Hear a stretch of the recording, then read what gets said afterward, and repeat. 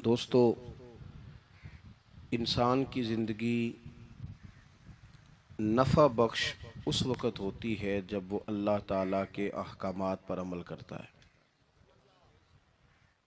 खूबसूरत आदमी, पढ़ा लिखा आदमी, समझदार आदमी, ज़मींदार आदमी, जायदाद वाला, वो कामयाब उस वक़्त होता है जब वो अल्लाह रसूल की बारगाह में मकबूल होता है जल्ल शानुहु व सल्लल्लाहु ताला अलैहि वसल्लम। अपना अपना मेयार हर इंसान ने बनाया होता है कामयाबी का। कुछ लोगों का ख्याल ये होता है कि बच्चे मेरे पढ़ गए, अपनी अपनी जगह पे सेट हो गए, मैं अब बड़े सुकून में हूँ। कुछ की राय ये होती है कि मैंने सब बच्चे बच्चियों का ब्याह कर दिया है, घर मेरा बन गया है, अब मैं बड़े आराम में हूँ, करार में हूँ, सुकून में हूँ।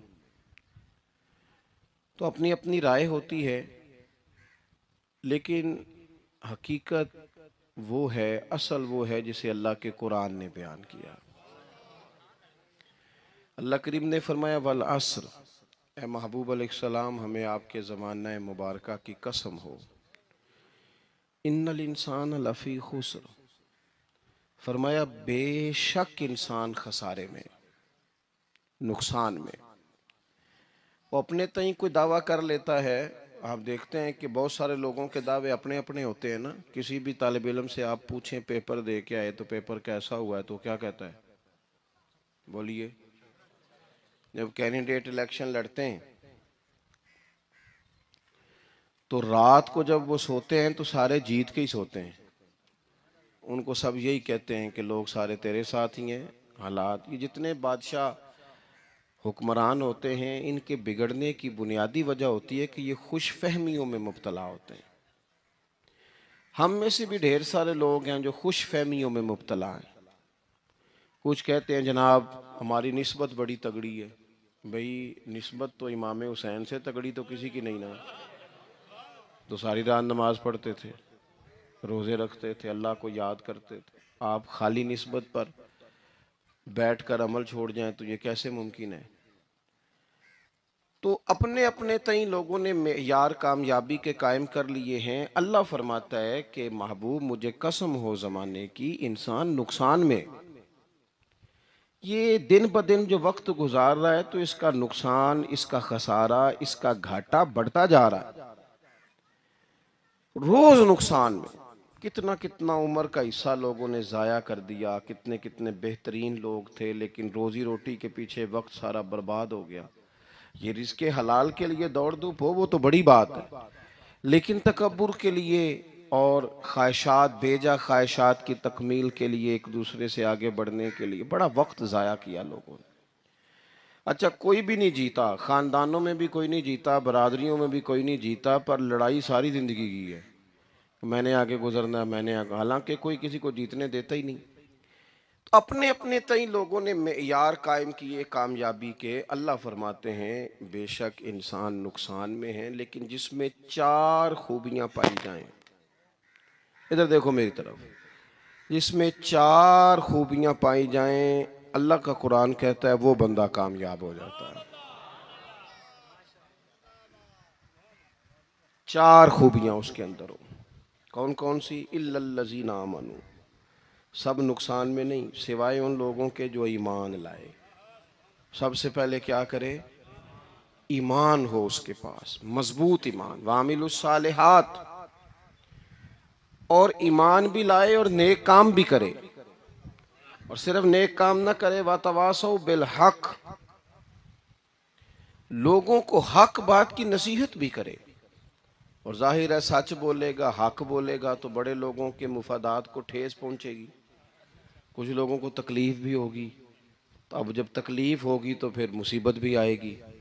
तो अगर हक बात कहनी है तो फिर क्या करे? वतवासौ बिस्सब्र, पर एक दूसरे को सब्र की भी वसीयत करे। चार चीजें पाई जाएं: ईमान, आमाले सालेहा, हक की नसीहत, उस रास्ते में आने वाली तकलीफ पर सब्र। अगर ये चार चीजें मुयस्सर आती हैं तो अल्लाह का कुरान कहता है बंदा कामयाब है। और अगर ये चार चीजें नहीं तो फिर कोई बंदा जितना मर्जी दावा करे, जितना मर्जी शोर करे, जितना मर्जी ऐलान करे, वो कामयाब हो सकता। सबसे पहले तो अपना ईमान पक्का करें। ये जो कच्ची पक्की बातें करते हैं ना लोग, भाई मुसलमान जो होता है ना, मुसलमान वो लवारस नहीं होता, वो वारस वाला होता है। उसका रब हर वक्त अपनी रहमत से उसकी हिफाजत करता है। मुसलमान हर वक्त नबी पाक अलैहिस्सलाम के निगाह करम में रहता है।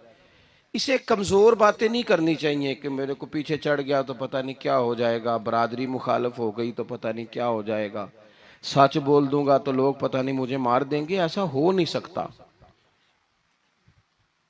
छुरी हजरत इब्राहिम चलाएं भी ना तो हजरत इस्माइल के हलक पे चलना उसने तब भी है जब अल्लाह हुक्म करेगा, तो अल्लाह की हिकमत होगी। हिकमत इलाही होती है तो कोई काम होता है, वरना होता तो अपनी तबीयत में मजबूत ईमान, तवक्कुल, अल्लाह पे भरोसा, मजबूती अफकार की, कच्ची बातें नहीं। जो लोग कमजोर ज़हन रखते हैं सारी जिंदगी फैसला ही नहीं होता, कोई डरते रहते हैं, सहमे सहमे वक्त गुजारते हैं। अपने आप को फिक्री, ये जो ईमान होता है ये बंदे को ताकतवर करता है, बंदा मजबूत हो जाता है। मुझे बताइए ना, जब ईमान पक्का हो के रोजी देने वाला अल्लाह है तो फिर बंदा किसी मालदार आदमी के पीछे कभी भागता है, कभी किसी बड़े आदमी से डरता है? जब उसे पता हो कि इज्जत और जिल्लत अल्लाह के दस्ते कुदरत में है, फिर वो सियासतें, साजिशें, ये काम करता है।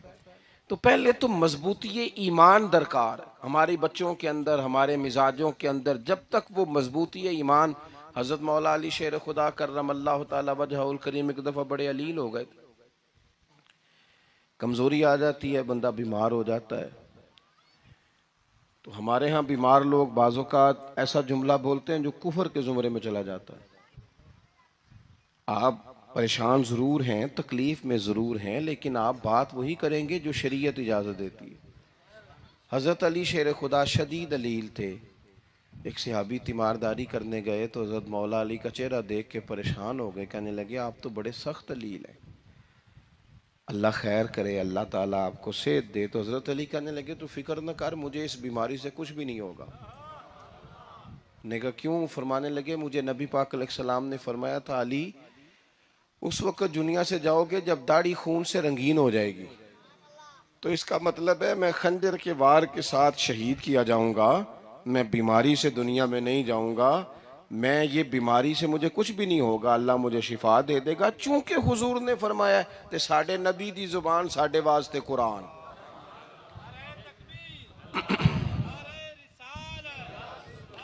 तो सबसे पहले तो अपने ईमान के अंदर, तवक्कुल के अंदर मजबूती पैदा करें।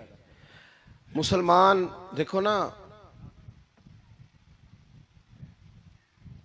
नमाज पढ़ने से रोजी में बरकत होती है कि नहीं? वैसे जो चुप है उनकी भी होती है कि नहीं?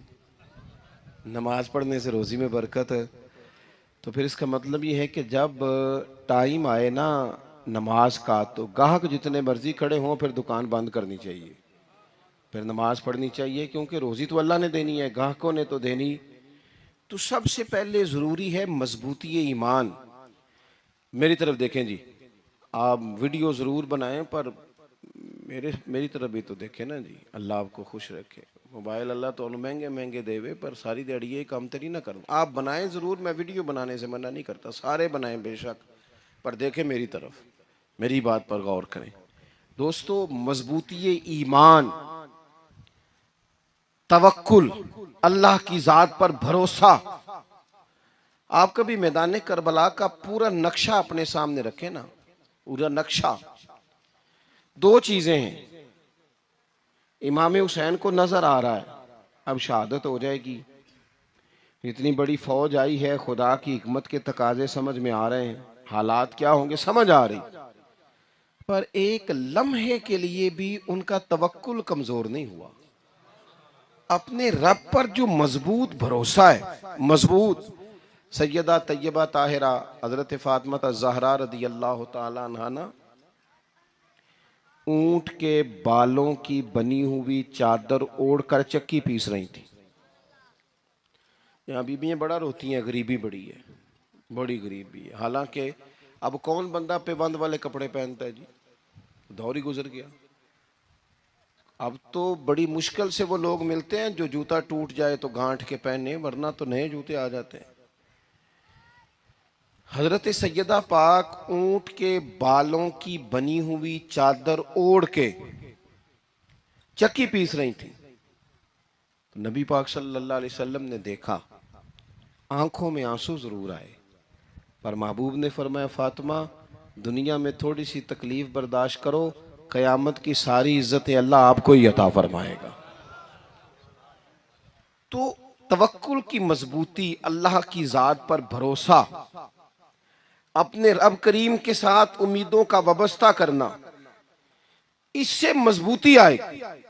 दूसरा फरमाया, वामिलु सालिहात, बेहतरीन अमल किया जाए जिंदगी में, नेक अमाल किए जाए, वक्त जाया ना किया जाए।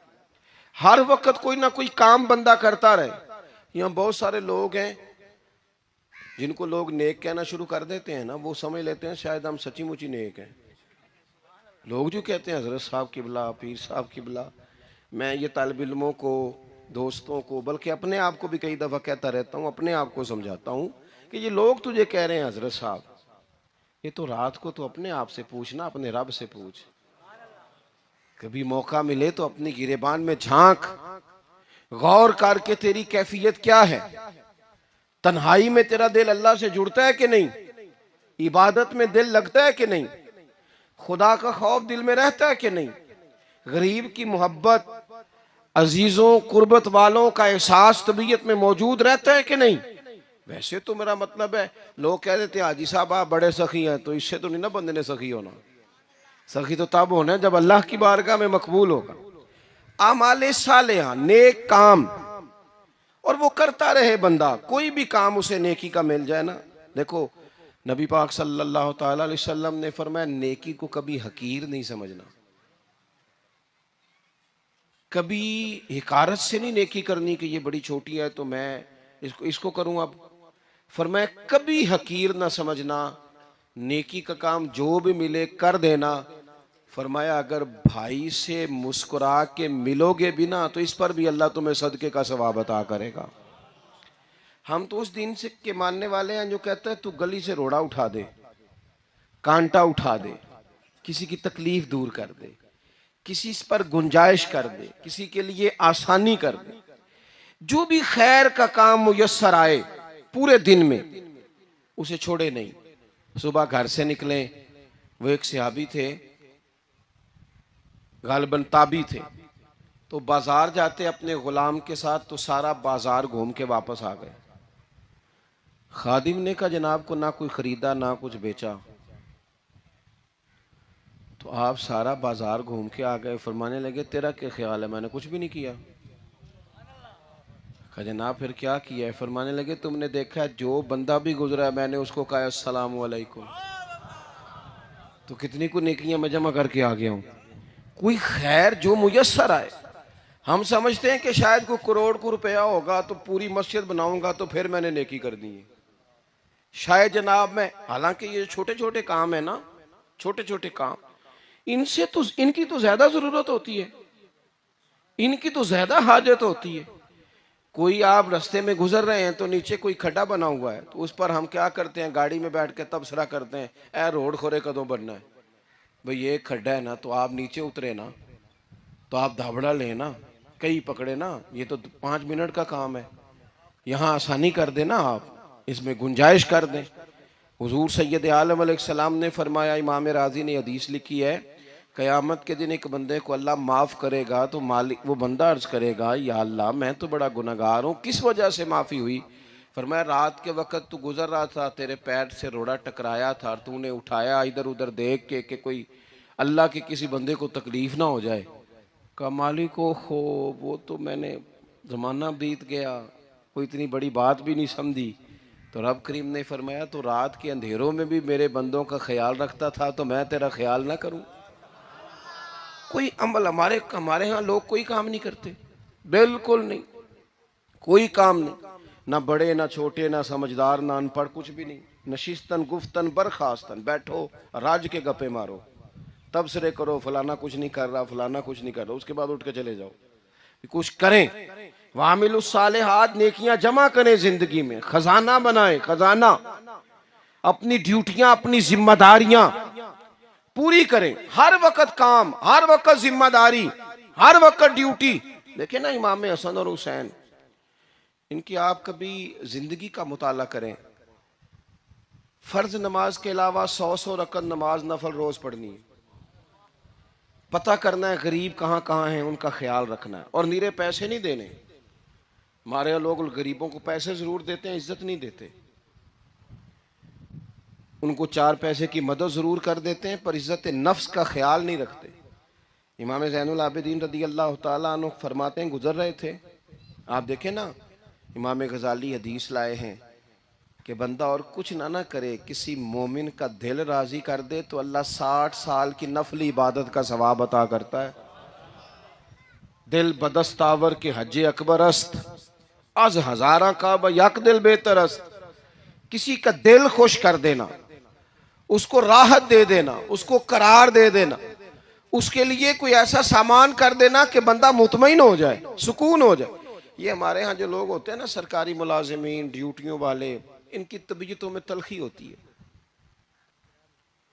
ये अगर सिर्फ प्यार करने लग जाए ना, मैं कुछ मेडिकल से वाबस्ता लोग मेरे अहबाब में से हैं, तो मैं उनसे कहता हूं कि शिफा तो अल्लाह ने देनी है, चलो तुम दवाई तो हंस के दिया करो ना, तुम आने वाले की बात तो तवज्जो से सुनो। वो बेचारा अपनी बात, हमारे एक बुजुर्ग थे तो तावीज लिखा करते थे, बड़े आलिम थे। मुझे कुछ थोड़ी सी ना मेरे दिल में उनके बारे में खफगी रहती थी कि आप इतने बड़े आलिम हैं, आप किताब लिखें, आप तवीज़ लिख रहे हैं, और फिर लोगों ने कमाई करनी होती है, आप तो मुफ्त देते हैं सारा कुछ। इतनी लंबी ड्यूटी, सारा दिन बैठे रहते हैं आप और लिखते तवीज़ हैं, पढ़ाएं आप। मैंने एक दिन उनसे गुजारिश की, मैंने कहा शेख आप बड़े आदमी हैं, जिन लोगों को अल्लाह ने रसूख फिल इल्म अता फरमाया होता है उनमें से आप हैं। अल्लाह ने आपको पुख्तगी दी है, इल्म में शौरी आलिम है आप, सारा दिन तवीज़। फरमाने लगे यार मैं तावीज़ नहीं लिखता, असल मसला ये है कि जो तवीज़ लेने आता है वो अपना सारा दुख सुनाता है। तो मैं तवीज़ नहीं लिखता, मैं ना बस लोगों के कलेजे ठंडे करता हूँ। मैं किसी का, अब तो बच्चों के पास टाइम ही नहीं, वो तो अब्बा का दुख नहीं सुनते, बिल्कुल नहीं। वो तो ढूंढते हैं कोई कोना मिले तो जाके मोबाइल देखें, तो बैठते ही नहीं। अम्मा कह रही होती है कि पुत्र को 10 मिनट मेरे पास भी बैठा कर, लेकिन पुत्र मसरूफ बड़ा है, वीडियो चढ़ानी है उसने, टिकटॉक बनाना है उसने नई तस्वीर चढ़ानी है। हम उलझ गए। ये चीज़ें इंसान को नफसियाती तौर पर कमज़ोर कर देती हैं। जो लोग ज़्यादा ये काम करते हैं उनके हाफ़ज़े कमज़ोर हो जाते हैं, वो उलझ जाते हैं, उन्हें पता नहीं होता रात मैंने क्या कहा था, सुबह मैं क्या कह रहा हूँ। हर वक्त नहीं, ज़रूरत के वक्त, हर टाइम नहीं, मखसूस औकात में। हजरत इमाम ज़ैनुल आबिदीन रदी अल्लाह ताला अन्हु फरमाने लगे, हम गुजर रहे थे, इमाम हुसैन साथ थे, तो रस्ते में ना कुछ गुरबा, गरीब लोग बैठ के खाना खा रहे थे। कहते हमारी उन पर नजर पड़ी तो उन्होंने हजरत इमाम हुसैन रदी अल्लाह ताला अन्हु से कहा, हुजूर आइए, तशरीफ लाइए, खाना खाइए। वो जरूरी नहीं होता आपको सबका खाना पसंद ही आए, टेस्ट अपने अपने होते हैं, ये जरूरी तो नहीं। खाना पसंद ना भी आए तो दिल तो फिर भी राजी रखना चाहिए ना। कुर्बान जाएं, नबी पाक ने किस तरह हमारी तरबियत की। हज़रत आयशा सिद्दीक़ा रदी अल्लाह ताला अन्हा फरमाती हैं, करीम महबूब का मैंने ये तरीका देखा कि अगर खाना ना पसंद होता तो छोड़ देते, पर कभी उसमें से नुक्स ना निकालते, ऐब जो ही ना करते। गर्मी के मौसम में खड़ी है बेचारी खातून, और कितनी मुशक्कत से उसने खाना बनाया, और कितनी गर्मी सही है चूल्हे के सामने, लेकिन साहब वो खाना रखा है तो वो कहते हैं ये तू की पकाया है, वो खाने वाली चीज़ है भाई, इस तरह करना, अब जो अगली हंडिया वो तू पका, आ ना तू खड़ा हो। ये पता चले ये काम कितनी मुशक्कत का है। जिंदगी में कुछ थोड़ा सा दूसरों का ख्याल रखना, ये भी तो दीन का हिस्सा है ना। आप अपनी जिंदगी में हमेशा अपने लिए सोचें, किसी और का सोचे ही ना। तो मेरे अजीज, याद रखेंगे आप। इमाम ज़ैनुल आबिदीन कहते हैं नबी पाक सल्लल्लाहु ताला अलैहि वसल्लम ने ना हजरत इमाम अली मकाम की, इमाम हसन और हुसैन की इस तरह से कुछ तरबियत फरमाई थी कि गरीब परवरी उनके अंदर रच बस गई थी, मिजाज बन गया था। वो गुरबा बैठे थे दस्तरखान बिछाए सड़क के किनारे, तो इमाम हुसैन गुजरे तो उन्होंने आवाज़ दी, इमाम साहब रोक गए, कहने लगे हुजूर थोड़ी रोटी नहीं खा लेते हमारे साथ। तो इमाम साहब आ गए, नीचे बैठ गए गरीबों के साथ। कोई कोई जुर्रत करे ना, चलो चलो अमीरों ने तो गरीबों के साथ बैठने की जुर्रत नहीं करनी, कोई पीर ही बैठ जाए गरीबों के साथ, वही मेहरबानी कर दे कि मैं पीर साहब हूँ, किबला हूँ, तो मैं ही चलो लंगर खा लूँ मुरीदों के साथ बैठ के। हमारी तो महफिलों में भी ना जी, नात खानों का, मौलवियों का, दूसरों का खाना और होता है, और गरीब आदमी को शापर में चावल डाल के देते हैं और साथ उसे कहते हैं ये लंगर शरीफ है। भाई अगर ये शरीफ है, तबर्रक है, तो ये पीर साहब नू नहीं सी लंघदा, अड़ता है गले में लंगर उनको। ये लंगर शरीफ जो है ये नात खां को भी तो गुजरना, तबर्रक है कि नहीं? हाँ ना तो करो ना। तो जी ज्यादा तबर्रक वाली शै वे वो पीरा नू भी तो खानी चाहिए ना, नात खां को भी। उसके लिए लहदा से मुर्ग मुसल्लम आला खाने। मैं अक्सर दोस्तों से कहता हूँ चलो मिलाद शरीफ पे ही सही सबके लिए अच्छा खाना पकाओ। चलो जिस गरीबों के बच्चों को, बेचारों को सारा साल वो बोटियों के लिए लड़ते हैं, तुम मिलाद पे अच्छी रोटी पका दो, तो बच्चा जब खाएगा ना बहुत सारियां बोटियां और चावल, और अपने अब्बा से पूछेगा कि अब्बा जी आज की गल है, बड़ा गोश्त पे लब्ध है। तो हो सकता है गरीब बाप रो ही पड़े और उसे कहे पुत्र तो आज राज राज के खाज साढ़े नबी पाक दा मिलाद शरीफ है।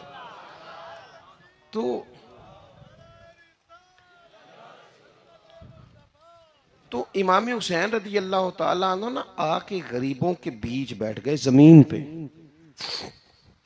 उन्होंने कहा खाइए, तो वो जिस तरह वो खा रहे थे ना सादे बर्तनों में, सादे, इमाम हुसैन खाना खाने लग गए।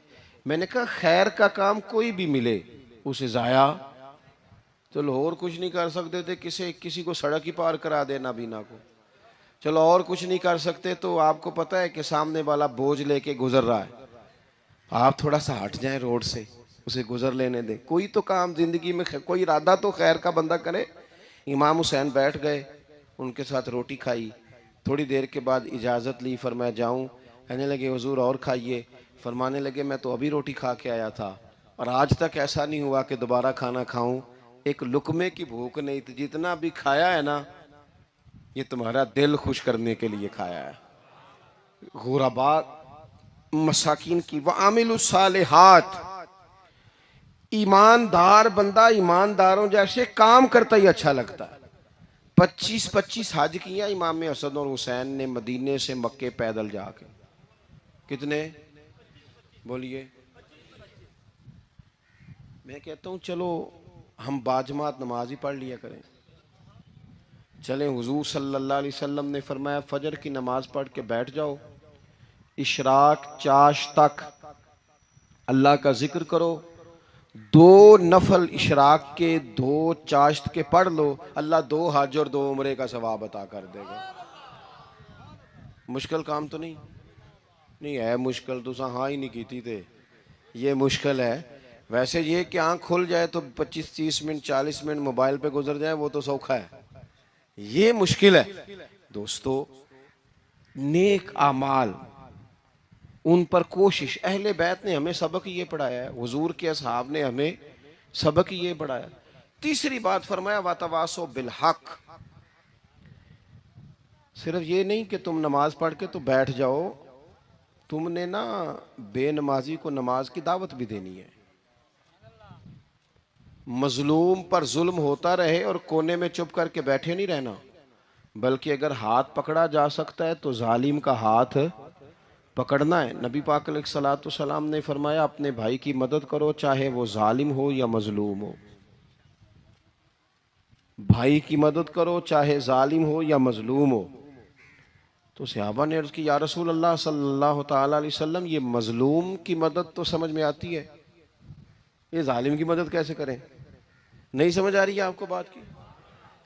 या रसूल अल्लाह सल्लल्लाहु ताला अलैहि वसल्लम, मजलूम के साथ खड़ा होना तो हमारी अकल में आ गया, तो जालिम की मदद कैसे करनी है? तो नबी पाक सल्लल्लाहु ताला अलैहि वसल्लम ने फरमाया, जालिम को जुल्म करने से रोक दो। तुमने उसकी मदद कर दी, उसे बाज करो। लेकिन हम तो इतनी जुर्रत ही नहीं रखते बदी को बदी कहने की, इतनी ताकत ही नहीं होती। झूठ को झूठ कहने की हिम्मत, हमारे घर में सारा कुछ हो रहा होता है, हमें पता होता है कि फलां जगह पे हमारा कबीला, हमारी बरादरी गलत है, पर इतनी जुर्रत करते। हम सच बोलते जरूर हैं, पर दूसरों के बारे में, अपने बारे में सच बोलने को तैयार नहीं होते। जुर्रत का मुजाहरा करें, जिंदगी में हक को हक कहना सीखें, गलत को गलत कहना सीखें, झूठ को झूठ कहें, बदी को बदी कहें, सच्चाई का साथ दें हमेशा। हमने जब तक, देखो ना, जुल्म होता रहे, ज्यादती होती रहे, अपना दरवाजा अंदर से बंद कर लो, पुत्र बाहर ना जाना। क्यों जी? बाहर उस पे जुल्म हो रहा है, उनके घर आग लगी है, को हमारे घर तो नहीं ना लगी। याद रखना, पड़ोसियों की आग ना बुझाओगे तो अपने घर भी आ जाएगी। अगर मजलूम का हाथ नहीं पकड़ोगे तो जालिम दलेर हो जाएगा। और हमारे जितने भी बुजुर्ग गुजरे, उन्होंने जालिमों को जालिम कहा। इमाम अहमद बिन हंबल ने जेल काटी, इमाम आजम अबू हनीफा ने जेल काटी। आजकल लोग कहते हैं, मौलाना साहब आपने ना जनाब गलत को गलत नहीं कहना, सियासत की बात नहीं करनी। क्यों जी? किस लिए नहीं करनी? सियासत तो तदबीर का नाम है। बनु इसराइल में जितनी भी तदबीर होती थी वो सारे अंबिया किया करते थे। क्यों ना बात करें? ये जिन कुर्सियों पे आज तुमने जालिमों जाबिरों को बिठाया, ये कुर्सी तो हजरत अबू बकर सिद्दीक जैसे लोगों की है, ये तो हजरत उमर जैसे लोगों की सीट है, हजरत उस्मान गनी जैसे लोगों का काम है, मौला अली जैसे लोगों का काम है। गलत जगहों पे गलत लोग बिठा दिए, और फिर झूठे को झूठा भी ना कहे, जालिम को जालिम भी ना कहे। हमसे ना रकम होंगे कसीदे यजीद के, क्योंकि हम लोग तो हुसैन के सीरत निगार हैं। ये क्या बात हुई? आप सच्ची बात ही ना करें, कलीमा हक कहें, हमेशा खरी बात कहें, सच्ची, गरचे अपना नुकसान हो। हक के साथ खड़े होना सीखें। वतवासो बिल हक, सारी आसानी थी, इमाम हुसैन को कोई मसला नहीं था, आराम से बैठे थे। आज कितने मौजों में बैठे हैं, पीर साहिबान, मौलवी साहिबान, खतीब साहिबान, सियासतदान, वडेरे, मौज लगी हुई है। किसी को कुछ नहीं कहना, कुछ कहेंगे तो फिर बंदे मुखालफत करेंगे। तो इमाम हुसैन मस्जिद नबी में जुमा पढ़ाते थे, चुप करके बैठे रहते। हुजूर सैयद आलम अलैहिस्सलाम के मज़ार अनवर के पास बैठे थे, बैठे रहते। लेकिन इमाम हुसैन ने फरमाया, जालिम हुक्मरान बने तो वो कौमों को तकलीफ देते हैं, वो मिली नुकसान करते हैं, वो उम्मत का चेहरा मोहरा बिगाड़ के रख देते हैं। लिहाजा खड़े होना पड़ता है, कलिमा हक कहना पड़ता है, इलाए कलिमतुल हक के लिए निकलना पड़ता है। आप अपनी जिंदगी के अंदर सच्ची बात करना सीखें। इलेक्शन के दिन आ गए, मेरे एक बड़े मोहब्बत वाले साथी थे, वो आ गए वोट के लिए। वैसे भी ये जो बीमारी हमारे मुल्क में ना जी, हमारे यहाँ हुक्मरान बाजों का कहते हैं, ओए हो जी जमहूरियत बड़ी ज़रूरी है। वो भी किस मुसीबत का नाम है जमहूरियत? इकबाल तो कहते हैं कि ये वो चीज़ है कि जो जिसमें पता ही कोई नहीं होता, पढ़े लिखे अनपढ़ का, छोटे और बड़े का, सियाने और बेवकूफ़ का। जमहूरियत वो तर्ज हुकूमत है कि जिसमें बंदों को गिना करते हैं, तोला नहीं करते। किस तुम क्या रागल आप रहते हो हर वक्त? कौम को उसका हक मिलना चाहिए, गरीब की मदद होनी चाहिए, इंसाफ मिलना चाहिए। बाकी ये तुम्हारी कहानियां हैं डिक्टेटरशिप और जमहूरियत, और हमें तुम्हारी समझ भी नहीं आती। हर डिक्टेटर के साथ होते हो, बातें जमहूरियत की करते हो, जहां तुम्हारा दिल करता खड़े रहते हो। हमें तो कोई उससे गरज नहीं, काम होना चाहिए। बल्कि जो लोग कुव्वत नाफजा रखते हैं उन्हें समझना चाहिए कि मुल्क की भाग दौड़ हमेशा मजबूत हाथों में रहे, और वो इस तरह का निज़ाम वज़ा करें, मिल बैठे सारे इदारे, कि गरीब की सुनी जाए।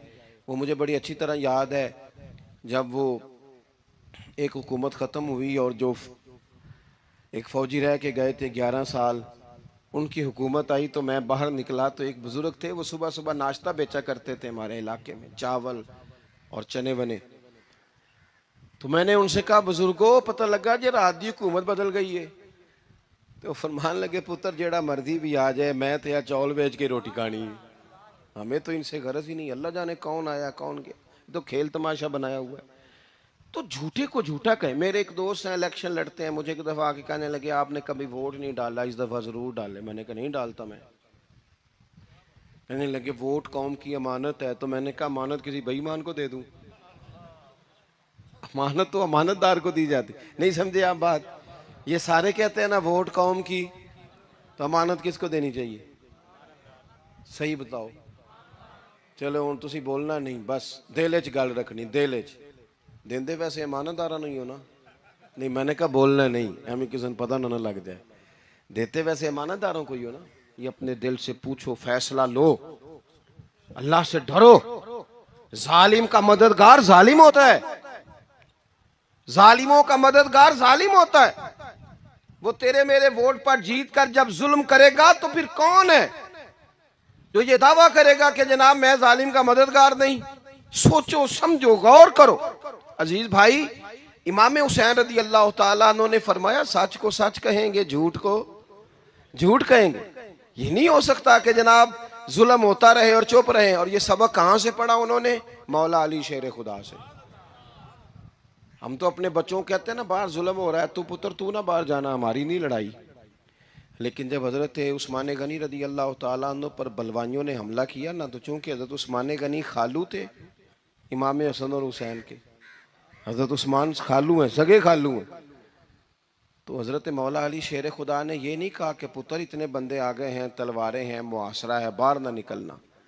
बल्कि हजरत मौला अली ने खुद अपने दोनों बेटों को तलवारें पकड़ाई और हजरत उस्मान गनी के दरवाजे पे खड़ा करके कहा पुत्र ख्याल रखना तुम्हारे होते हुए कोई भी शख्स हजरत उस्मान गनी का दरवाजा ना क्रॉस कर पाए। खुद अपने बच्चों, हर जंग में हजरत अली साथ लेके जाते थे। हम तो बच्चों को दिलेरी सिखाते ही नहीं, बुज़दिल।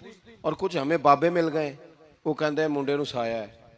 मैं क्या बाबे नू आप साया है, इनू भी करो दम कराओ, इसको नजरी साया आता। कैसे नादानों से पाला पड़ गया। क्या होता है वो साया? अच्छे भले सियाने नौजवान बत्ती बंद करके अंदर लेटा हुआ बच्चा है, बाबे नू बाबा कह गया इनू साया। बाबा केड़ा कह गया? जेड़ा बाहर रोटी लैन आया सी। भी एडी पहुंची सरकार होंदी ते टुकर ही घर खा लेंदी। लोगों के किस्मत का हाल बताता है, अपनी इतनी खराब है कि मांगता फिरता है। क्या मजाक बनाया हमने अपने साथ। थोड़े समझदार हो जाए, हर बंदे की बात का असर कबूल ना किया करें। मोमिन के पास ताकतें होती हैं, जो जिधर लगाता है चुप करके लग जाते हो। इन्नल्लज़ीना क़ालू रब्बुनल्लाहु सुम्मा इस्तक़ामू ततनज़्ज़लु अलैहिमुल मलाइका। अल्लाह कहता है तू डटना सीख, रब का नाम लेके डट जा, रब तेरी मदद के लिए फरिश्ते भी नाज़िल कर देगा। कहीं खड़े होना सीखे, जिसका जो मन आता है वो तबाही करके गुजर जाता है, बिल्कुल कतन नहीं।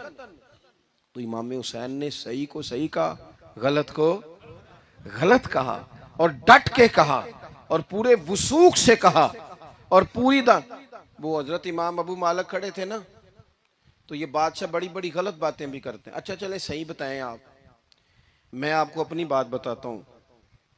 कई दफा ऐसे होता है, कई दफा कि बात कोई हो जाती है, कर लेते हैं, तो कोई साथी तवज्जो दिलाता है कि आप तो बोलते बोलते ये कह गए, तो एहसास होता है हो यार गलती हो गई, हो जाता है। बड़े बड़े जो मुहद्दिसीन थे, बड़े बड़े लोग, उन्होंने कहा यार हमारी ये राय थी, फिर उसके बाद हमें ये पता चल गया, अब हमारी राय बदल गई है, इसको रुजू करना कहते हैं। बड़े बड़े लोगों ने कर लिया।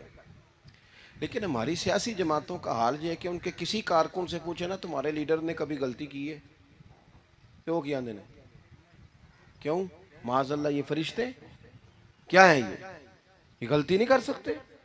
अगर बड़े बड़े लोग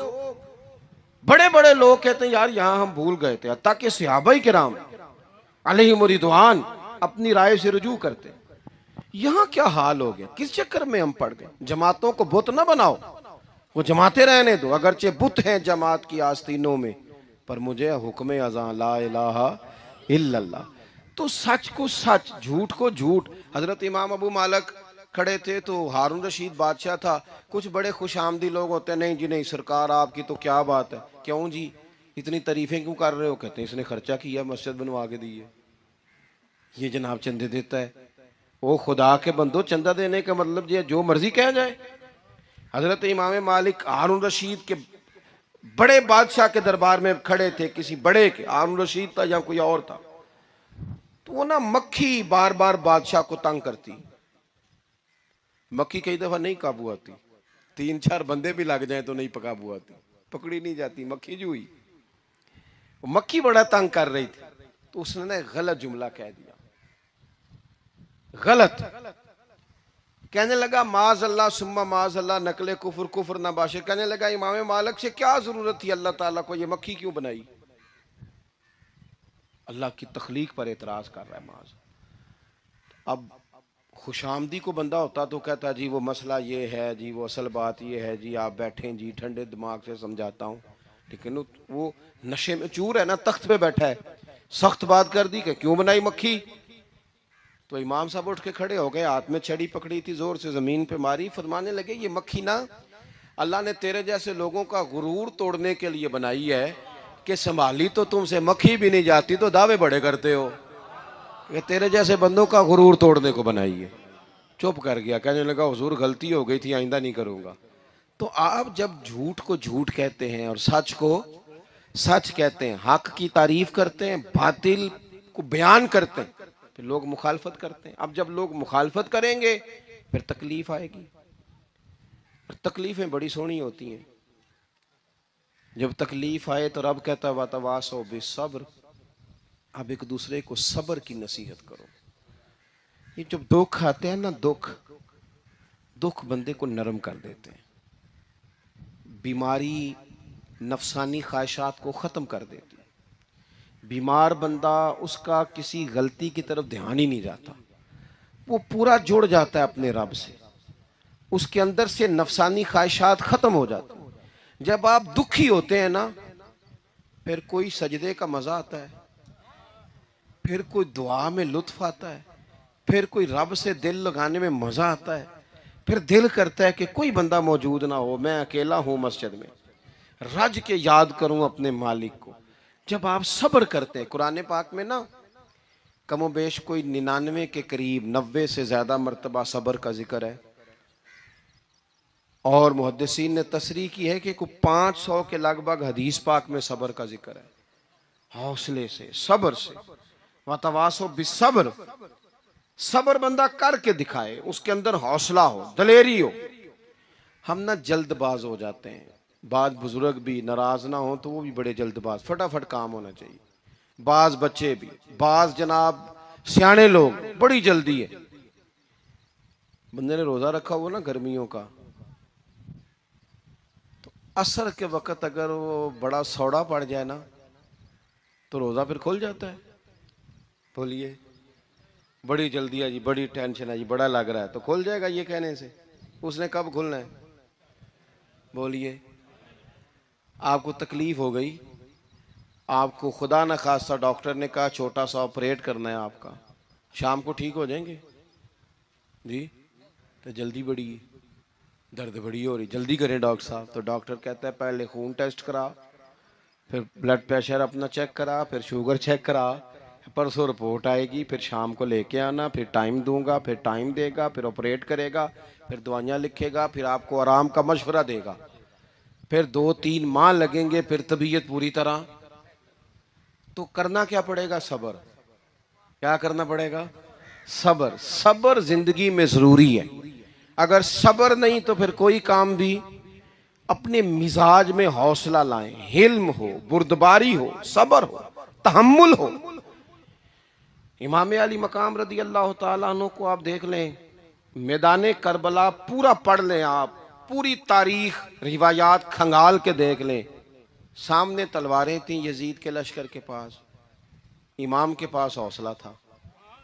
वहां जुल्म जबर हो रहा था, यहाँ हौसला, हिलम, बुर्दबारी, आला जरफी, करम। दोस्तों, जब सबर और तलवारें आपस में टकराई ना, सबर और तलवारें, तो तलवारें हार गई, सबर जीत गया। सबर हमेशा जीत जाया करता है। बाजू का थोड़ा टाइम लग जाता है, थोड़ा सा वक्त, कुछ चीज़ों की लोगों को फौरन समझ नहीं आती, टाइम गुजरने के वो काफ़ी देर के बाद एहसास होता, ओहो वो तो ठीक था एहसास। लेकिन आप जिंदगी में थोड़ा तहम्मुल, थोड़ी बुर्दबारी, आप यकीन करें हम जब लड़ाइयाँ करते हैं ना, किसी से बहस करते हैं कुछ ऐसी बातें कर जाते हैं कि बाद में हमें एहसास होता है यार ज़्यादा सख्त बात हो गई, मानते नहीं लेकिन बातों का ख्याल होता है यार ओहो ये नहीं कहना चाहिए था, लेकिन वो बात गुस्से में निकल जाती है, सब्र होता नहीं, फिर वो खराबी होती है। अपनी जिंदगी में सब्र, ये थोड़ी बहुत जो तकलीफें आती हैं ना, मैं गया हुआ था सिंध के सफ़र पर, तो मोटरवे से, सखर से मोटरवे लाहौर आता है, अब सफ़र आसान हो गया। तो मैंने अपने ड्राइवर से कहा लो मियाँ अब सहूलत हो गई तुम्हें, अब तो सारा मोटरवे लाहौर तक आसान हो गया। तो मुझे कहने लगा नहीं हज़रत साहब ये मुश्किल है। मैंने कहा जी क्यों? कहने लगे नींद आने लग जाती है। बिल्कुल सीधी सड़क है ना, अगर कोई स्पीड ब्रेकर हो, कोई रक्शे वाला भी आए, कोई रेड़ी वाला चाचा नाराज भी हो कि वेख के नहीं चलाई जाती, तो बंदा थोड़ा जागता रहता है थोड़ा ना वो। तो जिंदगी में जो जो रुकावटें आती हैं ना, ये तो बंदे को जगाने के लिए आती। इन्ना माल उसरी युसरन, इन्ना माल उसरी युसरा। एक दफा अगर मुश्किल आए तो अल्लाह दो आसानियां देता है, हम ना घबरा जाते हैं। ये दुख तो बड़े प्यारे होते हैं, ये तो बड़े नफा बख्श होते हैं, ये तो फायदा करते हैं बंदे का। तकलीफें जैसे जैसे जिंदगी में आती हैं बंदा पालिश होता जाता है। जैसे जैसे मैं अक्सर दोस्तों से कहता हूँ, कभी मुश्किल आ जाए और कोई बंदा साथ ना बंदे के चले, ना रिश्तेदार चले, ना दोस्त चले, ना गली मोहल्ला कोई साथ ना चले, तो हम शिकवे करते हैं। हालांकि शिकवे नहीं करने चाहिए। अगर ये साथ ना कोई भी चले तो बंदे को अकेले लड़ने का हौसला नसीब हो जाता है, उसे फिर हिम्मत मिल जाती है कि ये सफ़र मैंने अकेले तय करना है। तो इमाम अली मकाम की ज़िंदगी, ये सारी चीज़ें इनको मुलाहिज़ा करेंगे तो चार बातें खुल के सामने आएंगी। पुख्तगी ईमान की, शौक़ अमाले सालिहा का, बात करनी है तो हमेशा हक की करनी है, सामने कोई भी हो कभी झूठ का साथ, और चौथी बात ये कि सब्र, तहम्मुल, हौसला। मैंने कुरान मजीद एक जगह से और तिलावत किया था, वो भी थोड़ी सी बात आपसे अर्ज़ करनी है, फिर मैं बात ख़त्म करने लगा हूँ। ये जो हुजूर के सहाबा और अहले बैत है ना, इनका आपस में बड़ा गहरा रिश्ता है, बड़ा खूब प्यार है इनका। कुछ लोगों की ना दुकान तब चलती है जब वो इनका इख्तलाफ साबित करें, दुकानें तब चलती हैं। क्योंकि नबी पाक सल्लल्लाहु अलैहि वसल्लम ने फरमाया शैतान मायूस हो गया है, अब वो लोगों से बुत परस्ती नहीं करा सकेगा लेकिन तुम्हें लड़ाएगा। तो ये माज़अल्लाह इतने जालिम है कि सहाबा और अहले बैत को लड़ा देते। खुदा के बंदो, तुम्हें पता ही नहीं तुम किन की बात कर रहे हो। पहले अपनी हैसियत देखो, ये लोग कितनी शानों वाले हैं, तुम किन का तज़किरा कर रहे हो। इनके तो नाम लेते वक्त कई दफ़ा डर आता है कि ज़ुबानें भी इस काबिल हैं कि नहीं। कुरान मजीद ने कहा मुहम्मदुर रसूलुल्लाह, मुहम्मद सल्लल्लाहु अलैहि वसल्लम अल्लाह के रसूल हैं, वल्लज़ीना माअहू, और जो उनके साथ हैं। ये कुरान पाक के दो जुमले हमेशा याद रखें, तारीख रखें संभाल के लोग अपने पास। कुरान पाक ने दो बातें की, फरमाया अशिद्दाउ अलल कुफ़ार, ये जो हुजूर के साथ हैं ये काफिरों पर सख्त हैं, रुहमाउ बैनहुम, आपस में बड़े मेहरबान हैं।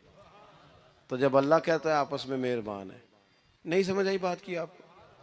अल्लाह कहता है कि आपस में बोलिए, तो फिर अल्लाह की बात माननी है या किसी लड़ाने वाले की बात माननी है? अल्लाह कहता है ये आपस में। बाकी है राय का इख्तलाफ, तो बाप बेटे का भी हो जाता है, होता है कि नहीं? अब्बा कहता है ये काम कर लें, पुत्र कहता है। हुजूर सहाबा से मशवरा लेते थे, कई दफ़ा नबी पाक ने सहाबा की राय पे अमल किया, तो सहाबा में बहुत सारे मामलात इज्तिहादी हुए लेकिन उनमें अदावत नहीं थी, ज़ाती रंजशें नहीं थी, बुग़्ज़ नहीं था, उनके दिल एक दूसरे के हक़ में नरम थे। लिहाजा शरारत जल्दी कबूल करता है बंदे का दिमाग, शरारतें ना कबूल करें। कोशिश करें कि जो इन लोगों की तारीफ़ किताब व सुन्नत में हमारे सामने आती है, हम सिर्फ उसी तारीफ़ पर अमल करें। एक बात सिर्फ सुन लें और मैं अपनी बात को समेटूं, आपको लुत्फ़ आएगा। तमाम सहाबा हुजूर के गिर्द बैठे थे और जहाँ सब लोग बैठे थे वहाँ जगह ज़रा कम थी। हज़रत सैयदना अबू बकर सिद्दीक रदी अल्लाह ताला अन्हु बिल्कुल हुजूर के साथ बैठे थे। वो आज भी बिल्कुल ही हुजूर के साथ हैं। क्या मुकद्दर हैं सिद्दीक व फारूक के, जिनके घर रहमतों के खजीने में बिल्कुल साथ बैठे थे। अचानक हजरत मौला अली शेर खुदा आ गए। कोई से अभी भी उठकर जगह दे देता और सारे देना भी चाह रहे थे, लेकिन हजरत मौला अली जैसे ही आए ना, सबसे पहले हजरत सिद्दीक अकबर उठे और बाजू थाम के आगे जाके बढ़ के मौला अली का बाजू थाम के हुजूर के करीब ला के बिठाया। खुद जरा साइड पे होकर बैठ गए। अब ये हुजूर के सामने सारा कुछ हो रहा है तो बोलना किसने था? किसी को जरूरत ही नहीं होती थी महबूब के सामने कोई तबसरा करे, कोई कर ही नहीं सकता था, किसी को जरूरत ही नहीं थी। कोई ना बोला, खुद रसूल करीम बोले और हुजूर फरमाने लग गया, देखा तुमने मेरे अबू बकर ने क्या किया है।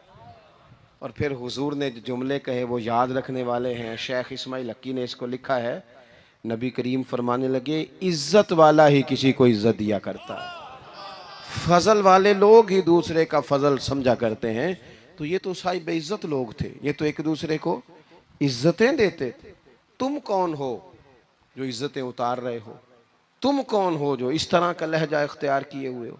तो इन लोगों का आपस में गहरा ताल्लुक, रब, प्यार, मोहब्बतें, खुलूस